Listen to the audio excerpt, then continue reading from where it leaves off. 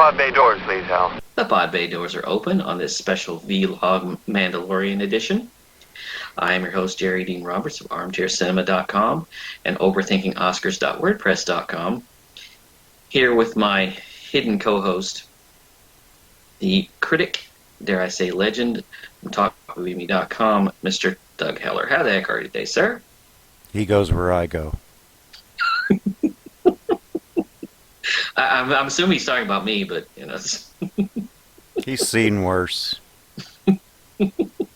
Welcome to a not the most original idea in the world, because we're not the only people doing this, but hey, you know, we don't care. No. We want to talk about Mando. Yay. Because it's Star Wars. And it's an excuse to talk about Star Wars. New Star Wars is always a reason for an episode on the pod. Absolutely. Particularly when it's this good. Oh, yeah. Because that first season was amazing. Mm-hmm.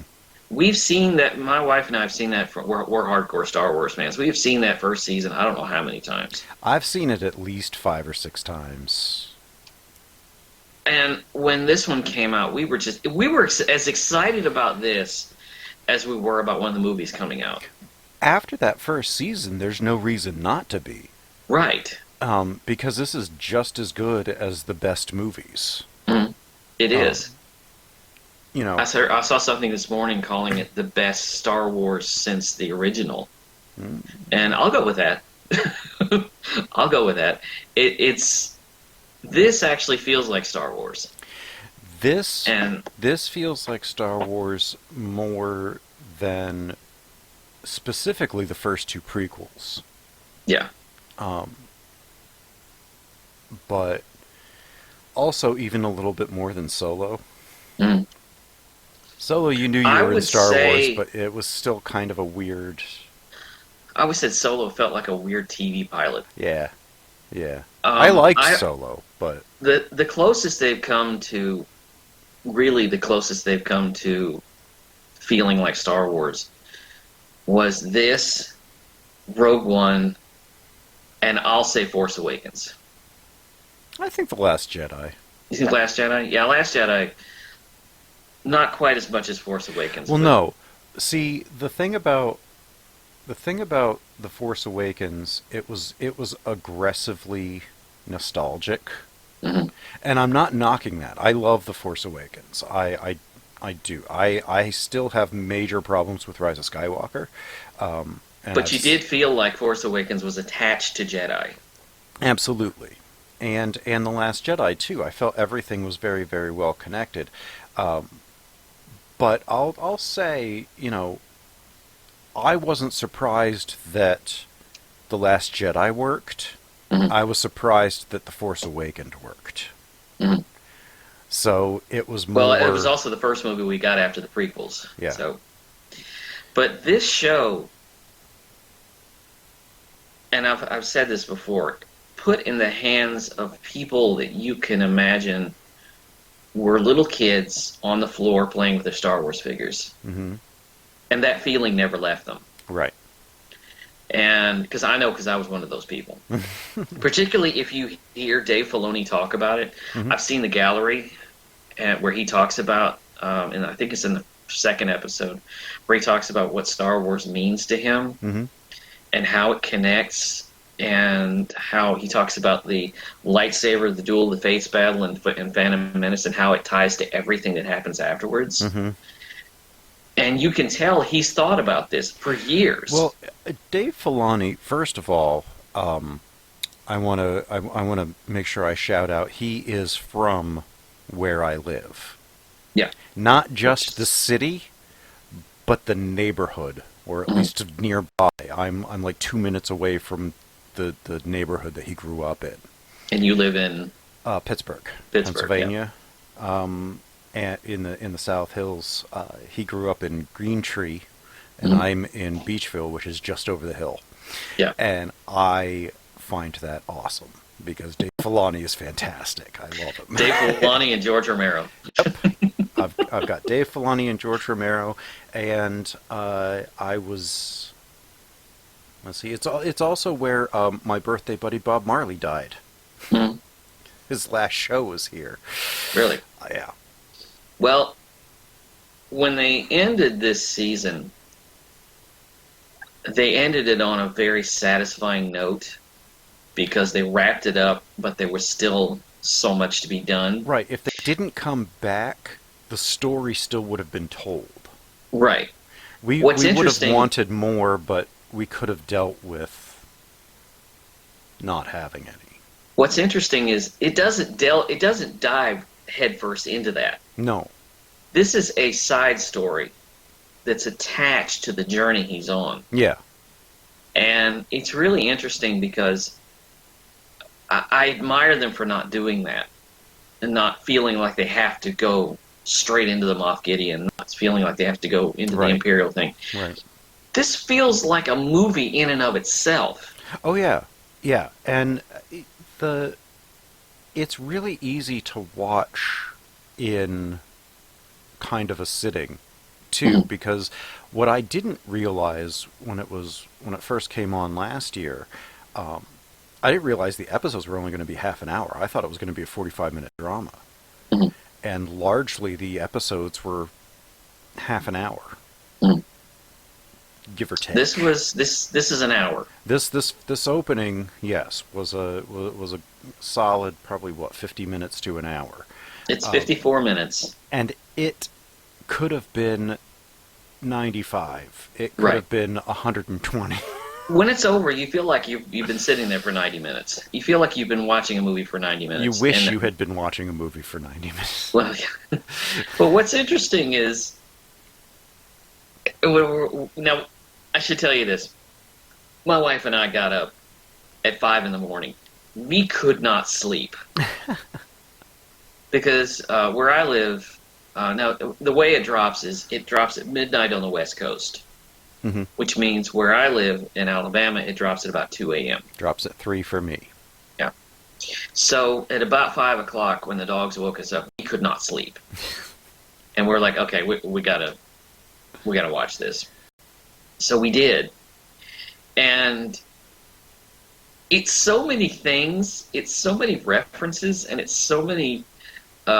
It's attached to so many things, but it never feels like it never feels like a desperation move.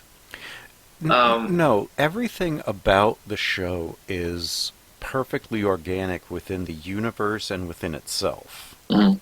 Um, I mean, when he's walking through that town at the beginning, when he's walking through that urban landscape, I'm like, we're in Grand Theft Auto. Yeah. You know, with all the graffiti on the wall and all of the Mhm. little eyes and the, I thought of Zork. It's like you moved into a dark place. You're likely to be eaten by a grue, and you just see all of these little eyes.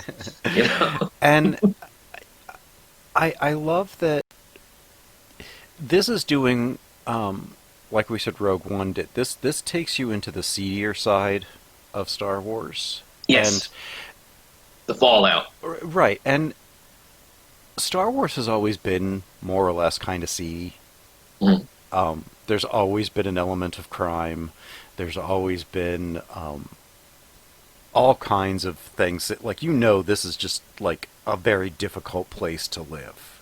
This is, Well, when there's like a government crackdown, Mm-hmm. as it is in this saga, there's always going to be those factions. Mm-hmm. There's always going to be that rising crime. The people who don't have anything, and it's interesting when you see the scum and villainy who have had to develop this street mob mentality. Mm-hmm. That's what I love about this opening scene, because he can walk in there. Not everybody can do that. Right. And by the way, he sticks out like a sore thumb. Yeah. When he's sitting he's ringside, noticeable. I mean, Well, I mean, the armor in and of itself drew attention, but when he got the brand spanking new, freshly Beskar. forged Beskar silver unpainted armor, it kind of made him very prominent. Right. And then to be walking around with a baby Mhm. at his side, Right. which, again, this felt so much like Lone Wolf and Cub. Who doesn't get a lot to do in this episode. He He's doesn't. kind of the dog reaction. You know what? But I was happy about that. Mhm. because Yeah, that's yeah. there's a huge potential for them to overuse him now that they've established how powerful How the important he child is. is and how important the child is. So the fact that they are still willing to let him be the cute critter in the corner for an episode or two, Mhm. I like, because it's showing you Mando is not robbing him of his childhood. He's Mhm. just doing what he can for this kid. Yeah, And the kid's having fun. yeah. He's making the best of the situation, which happens to be he's on the road with Murder Dad. Although I do have to say, I hope the spittoon was empty. Yeah, I was thinking that myself. I was thinking that myself. But he is clearly unconcerned with germs, considering that he puts whole frogs down his throat. Yeah, So, yeah. Eats amphibians. right. So, Whole cloth. Yeah. yeah. Well, it's interesting. First of all, I didn't know that was John Leguizamo. I didn't either. Yeah, It's that's like, John what was Leguizamo. it? Horatio Sands in the first in the pilot episode. Yeah, Horatio Sands played the guy the first guy that He's collecting his collecting. bounty. Yeah, Yeah. the mouthy little fish guy. Yeah. Yeah. Who wanted to Uh, get home for Life Day? Yeah. Why did you have to throw that into the continuity? I was delighted. Now it's bolted onto the Star Wars legacy for all eternity. Well, Hey, the fact that they're doing a Lego holiday special this year. Did Yeah. you hear about that? yes, I heard about that. I'm so excited about that. Well, I'll tell you, I like this opening scene, but I was really afraid that this is what the episode was going to be. Hmm. Because the opening is fine, but it doesn't. It's. I'll be honest. The ringside didn't feel like Star Wars. This felt more like something out of Mad Max or something. It felt to me like, this is just one of those areas that you don't really get to see. Although I like the Gamorrean fight. I did too. I was happy that that was going on, because I know there's all kinds of illegal fighting organizations across that galaxy. In the books, they go into it a lot. Yeah. Well, not a lot, but they go into the underbelly a lot more in the books. And Yeah. this is it's like watching one of the books. Yeah, this did. It felt like one of the books. Yeah. But I mean, the whole first season too. I was like, this is like watching a book. It's great. when he hangs that guy from a light pole and leaves him to the night critters, I'm gonna say I kind of felt a little bad for the guy, just a little bit.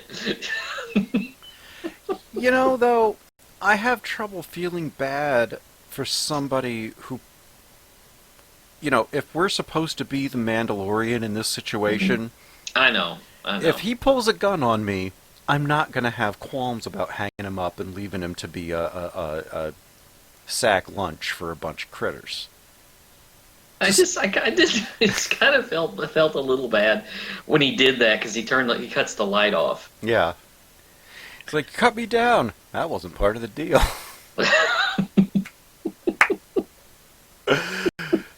But it also shows you how ruthless he can be. Mm-hmm. Because he has to be this ruthless. I like that they're willing to let him be that ruthless on Disney Plus. I was worried. I was worried in the lead up to the pilot that I knew it would be well put together, but I felt like they were probably going to skimp on the violence because it's on Disney Plus. They did the not. the acid spew. It's horrifying, but it's not so violent that you can't watch it. Right. Well, I was talking even more. If this were on Netflix, God help us if this were Ryan Murphy, because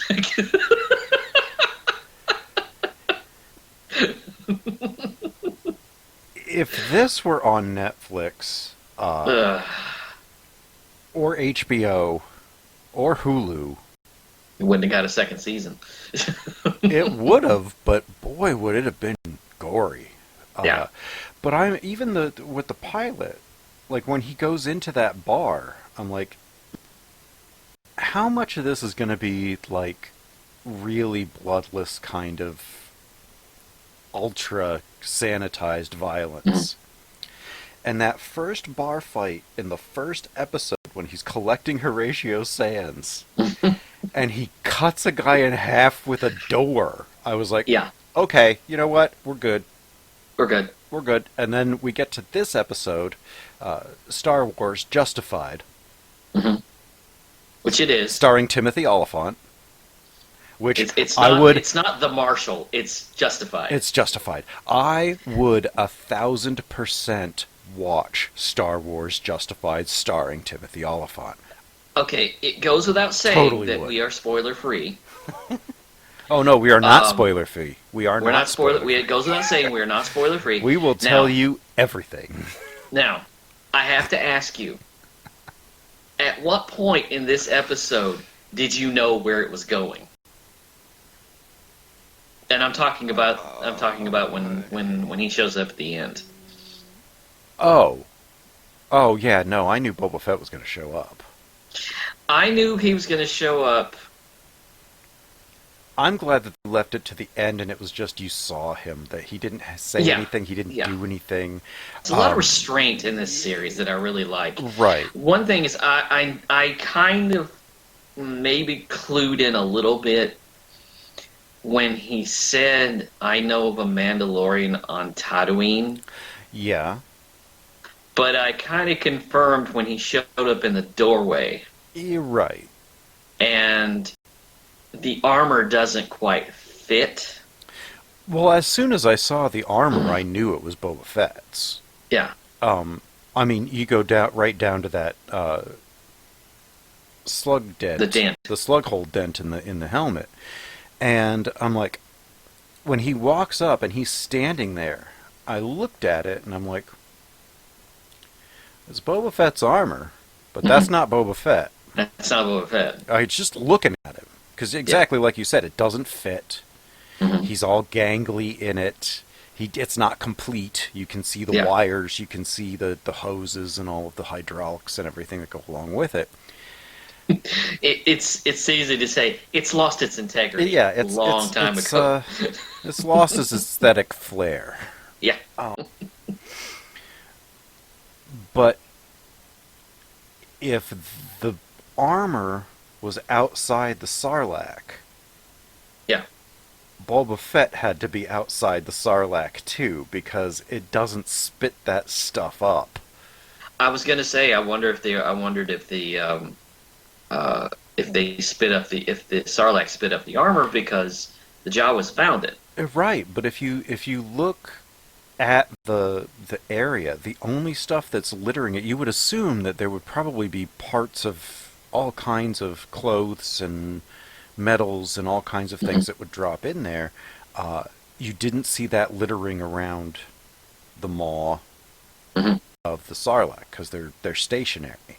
So Yeah. you assume that it holds everything it has within it. And if you look at a cross section, they're enormous, Mhm. and they're in the same family as a Rathtar. Yeah. Which, yikes! Well, and I have to say this. I have to say this. I noticed that when they were as it was going along, I'm sitting there and I'm thinking, okay, suddenly it has become High Plains Drifter, Yeah, and then which I'm fine with. which I'm fine with, and then it runs into town. I'm like, okay, now it's Tremors. Yeah, yeah, yeah. And you know what?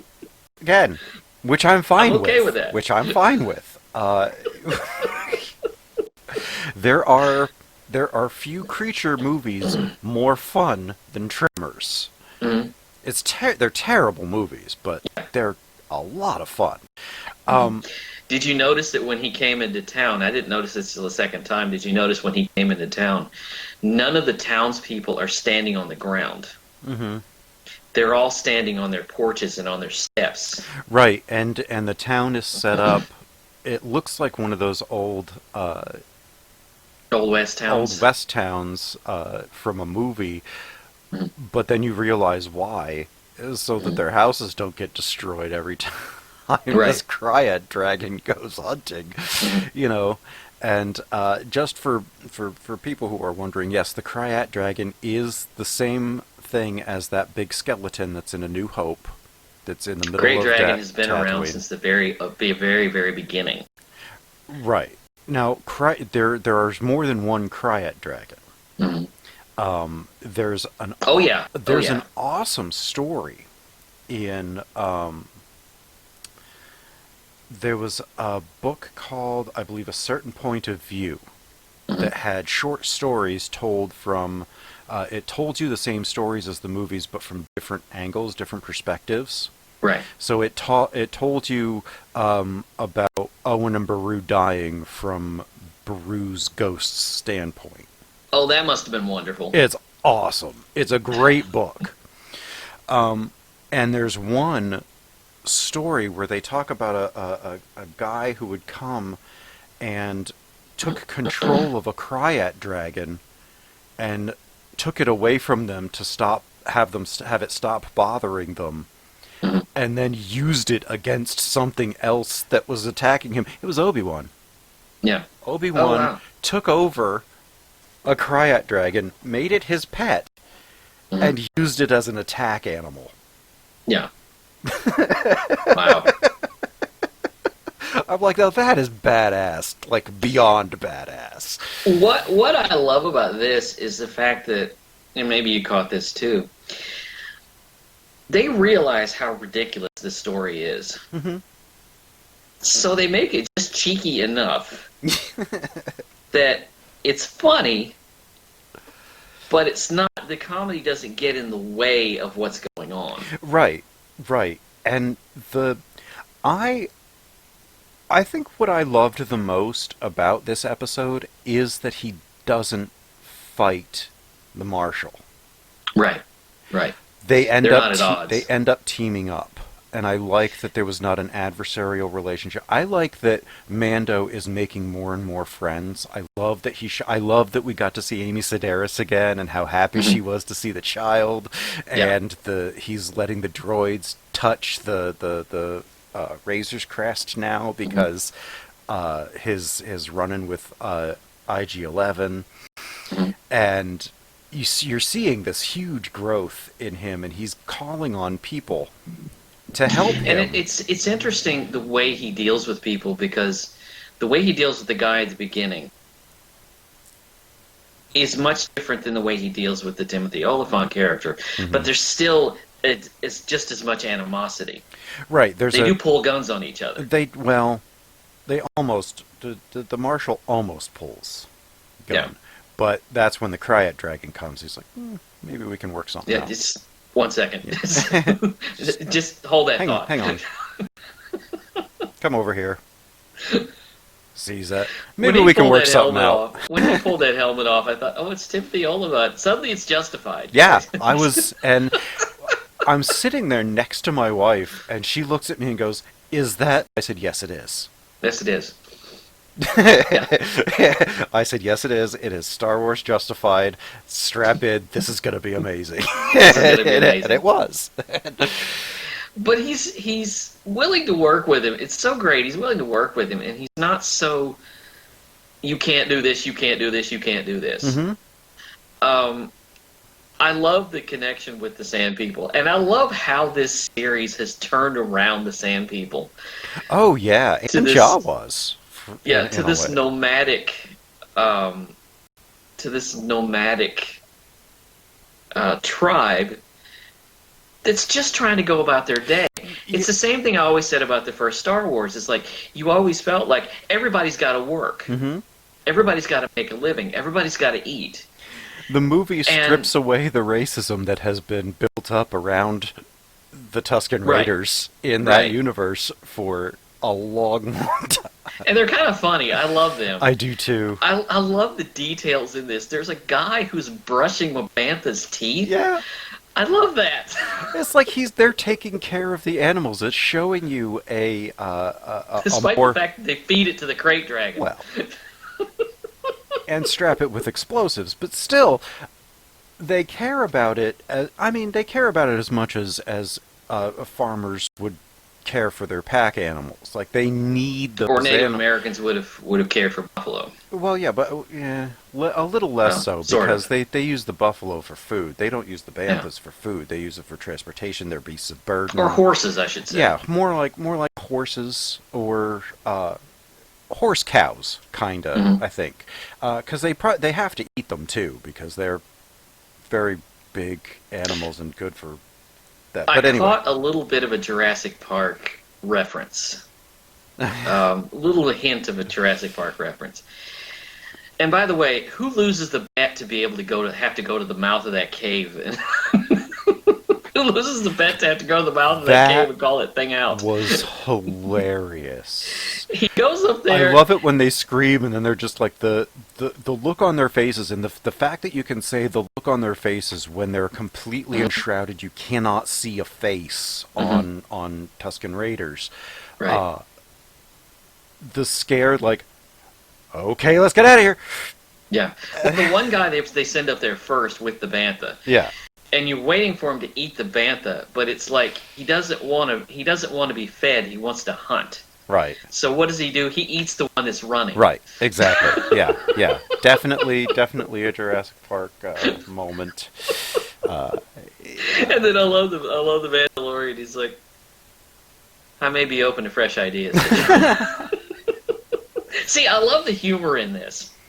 They're yes, it's very reminiscent of the original trilogy and the like the deadpan one-liners Yeah. that actually land, as opposed to the deadpan one-liners in the prequels that don't, that just fall flattered in a piece of paper. Don't move, Jedi.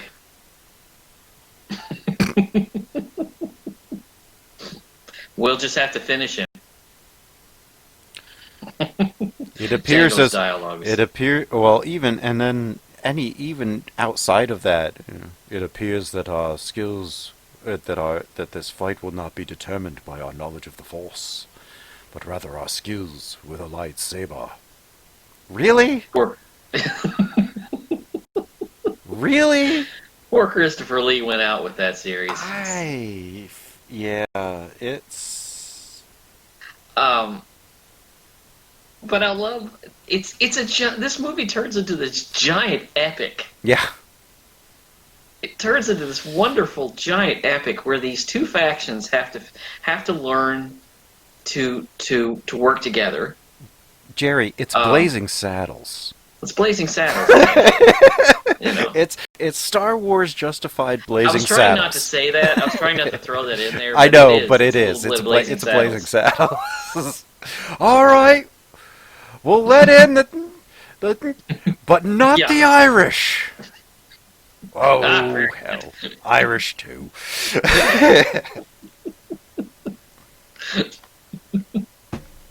Yeah, that's know. I felt Blazing Saddles up one side and down the I other. was trying not to throw that in there, but yeah, essentially it is. Trying to save their town from a marauder. Exactly. Well, it's interesting because once you get down to the end of this, the story is wrapped up. Mm-hmm. He does, and the whole thing was just to get the armor back. Yeah. That was the whole thing. Mm-hmm. And I have no idea where this is going. I don't know where the season's going. I'm happy. I don't know where the end of this episode is going. Well, yeah, that's true too. I don't know how he's going to connect with Boba Fett. I have no idea, which we'll talk about next week. But I did know because I had heard that Tamir Morrison was on this season. I knew that he was in the season and that he was coming back as Boba Fett. I just didn't know when. Right. That's one of those things where you're like, well, are they going to do fan service and get him right out there at the beginning, or are they going to milk this out and have him show up and have them do like the whole Moff Gideon thing in the middle of the season and then have to deal with Boba Fett at the end or something like that? But the fact that he's just there, he sees what goes on, he knows now who has his armor. And And what's great is you know that kid grew up to be Tamir Morrison because they're clones. Yeah. And he can play multiple roles. hmm Here's my problem with the way that they ended up doing that across the series. Mhm. Why why do all of the clones inherently have the same accent? Accents are not Yeah, genetic. yeah, yeah. They're not That is genetic. strange. They would not have the same voice. Maybe because Tamir Morrison's not good with accents. I don't It know. was it was after that though. Like they kind of they had the clones, and the other thing, like they have the scars and everything. It's like that's not how cloning works, guys. That's not how this works. But regardless of that, the fact then that when I was like, well, it has to be Boba Fett. Mhm. It can't be a clone, or it can't be one of the Kaminoan. Well, It Boba can't. Fett is a clone. Well, it can't be one of the clone troopers, is what I'm trying to say, Okay. because the clone troopers were all uh, engineered with growth acceleration, which would basically make them look 20 when they're 10. Yeah.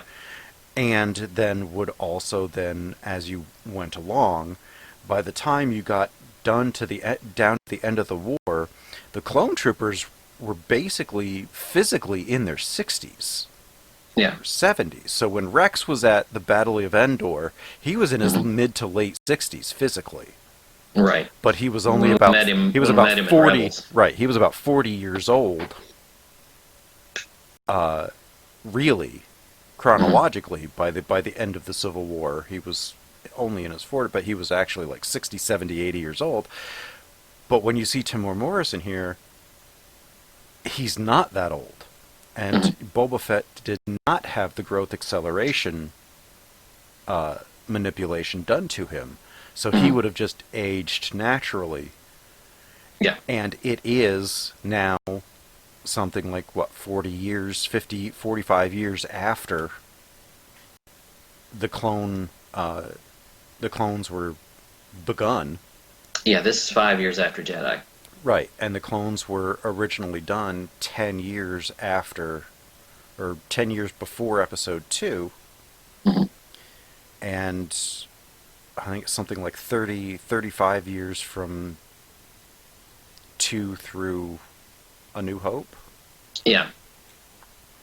Well, So basically, Boba Fett's in his mid 40s or early 50s, and he's not genetically messed up from growth acceleration. So, they tried to get this goes back to the original expanded universe because they have been trying ever since Jedi to reasonably have Boba Fett survive right, because he's such a popular character. for no reason. Well, and trying to give him a story arc. Right, he's popular though for no reason. He's popular because he showed up and he looked cool, Yeah. and then he disappeared, and then it kind of it. Episode 2 tried to give him an arc. You know, he lost his father, Mhm. and then he became this ruthless bounty hunter. He adopted the armor, adopted the Beskar armor, and they've been trying to get him out of that Sarlacc pit ever Oh since. yeah, They've been trying to do that since way before Disney. oh yeah, oh yeah. Um, and I think, if I'm not mistaken, I could be wrong. I think this is the first time that he's ever been attached to the visual media, to the visual media, to this continuity. hmm So they have successfully brought him into this continuity. Right. I want it to make sense. I don't want it to feel like just some fan gratification just thrown in there, Right. which this series is very good at. Right. Yeah. Series is very good at not doing that. I've been so far very pleased with the way that they've brought in elements from the movies. Um, Oh, elements from everything. Well, yeah. The movies, the TV Hmm. shows, the books, even those stupid stupid Ewok movies from the 80s. You know, the blurgs in the first season, Yeah. that's from one of the Ewok Yeah. movies. And the way that they have integrated all of that stuff has been so wonderful because it doesn't feel like they're shoving something in your Right, which face. is exactly why if they're bringing back Boba Fett, which clearly they are because they already have, Hmm. I'm glad it's this show Hmm. and not a movie, which is what Hmm. this show was originally conceived as the Josh Trank um, Boba Fett movie. Right. It got canned after Fantastic Four did so badly, thankfully, Yeah. and his reputation got shot because he was working. Well, and after Solo underperformed, It although was, I have problems I with think, that. I think it was more um, him working with Simon Kinberg, who's a big producer in Star Wars, but he's also a big producer in Marvel stuff. Hmm. Uh, that he just he didn't strike the right working balance apparently with Mr. Kinberg and Let me tell you something. If you watch that gallery, that documentary series about the making of Mandalorian, apparently, and this may be just for the cameras, but that group works well together. oh yeah.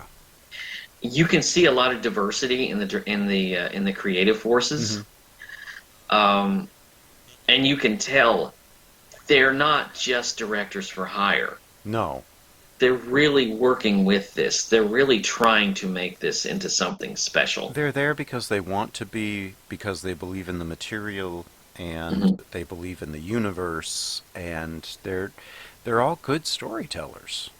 Right. um you got And John. by the way, we should say we have not seen the other 7 episodes. So if you're listening to this at the end of the season, Yeah, no, this is just episode one.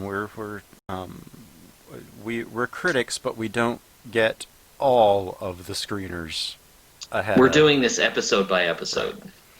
And, So you know, this. I just love how congenial they are, and the fact that you just get the feeling that the Marshal's going to show up later in the season. and it would be okay if he didn't, Yeah, it would be because fine if he didn't, but if he does, he will be welcome by me, right, to me. Or if he shows up in season 3 somehow. because I got to say, Cobb Vance sounds like a Star Wars name. Oh, that is a Star Wars name, 1,000%. What's the guy's name? Gore Koresh at the beginning? Yeah. That sounds like a Star Oh Wars yeah. name. Oh yeah. Oh yeah.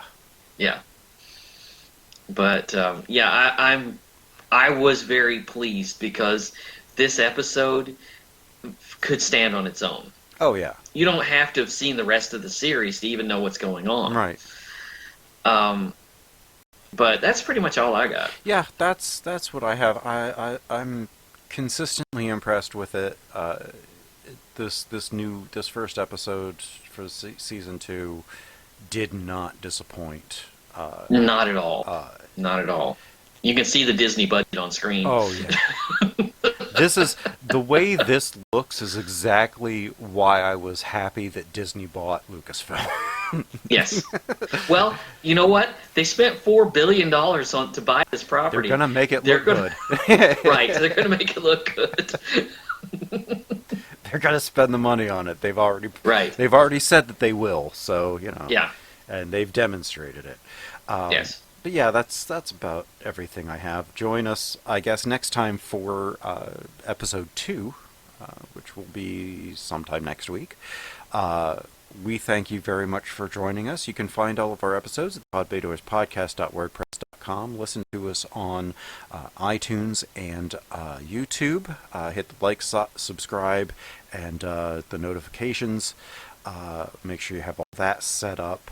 You can find us on Twitter at pod_bay. Follow us there to find all of our new episodes as they go up. You can mosey on over to Patreon at pod_bay as well. And kick a couple of pennies into the kitty jar for us. Let us keep doing what we're doing.